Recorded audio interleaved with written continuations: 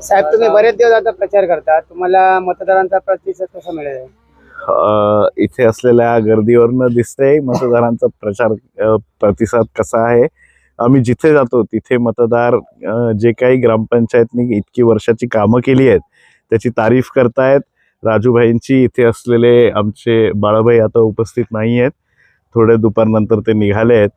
पण सरपंच मॅडम आहेत, आमचा क्लेटस आहेत, राजन भाई आहेत, सगळे इकडचे जे नेते आहेत, गौरीताई आहेत, गौरीताई कुठे आहेत, गौरीताई आहेत, आणि खूपच जास्त सगळ्या नेत्यांना भरभरून सगळे शुभेच्छा देत आहेत.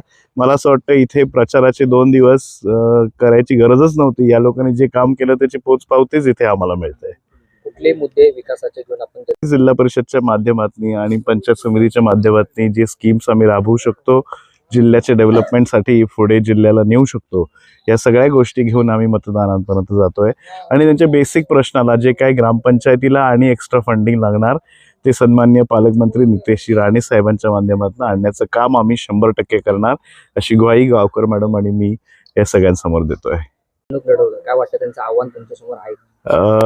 ते आमचे भाऊच आहेत आणि खूप जास्त प्रेम आम्हाला त्यांच्यावर आहे आणि नेहमी प्रेम आणि आदर राहणार. आम्हाला खरोखरच अजून एक पेज आहे की ते का उभे राहिले, पण त्या वेदना ते सगळं मागे ठेवून जेव्हा आपण रणांगणात उतरतो तेव्हा आपलं काम असतं की आपण पुढे पाहून पुढे चालत राहणं आणि मागे काय राहतंय त्याच्या बाबतीत विचार सध्या न करणं. तसंच आम्ही मागचे काही दिवस आपल्या प्रोसेसवर ध्यान देतोय, दिवसभर फिरणं, डोर टू डोर जाणं आणि ग्राउंड झिरोवर जाऊन काम करणं. कारण आम्हाला 100% माहिती आहे की समोरचा माणूस त्याचे 10% सुद्धा प्रचार नाही करणार आहे. पण आपलं चांगलं वातावरण आहे दोन्ही सीटसाठी आणि जिल्हा परिषदच्या सीटसाठी सुद्धा, म्हणून आम्ही कोणीच घरात बसून नाही. तिथे माझे जाणते सगळे उपस्थित आहेत, माझे माझगावचे सगळे माझे रहिवासी उपस्थित आहेत, चराठ्याचे माझे सगळे रहिवासी उपस्थित आहेत. मी या सगळ्यांच्या मदतीने, या सगळ्यांच्या साथीने डोर टू डोर प्रचार करण्यावर आम्ही जोर दिलेला आहे. किती मताधिक्याने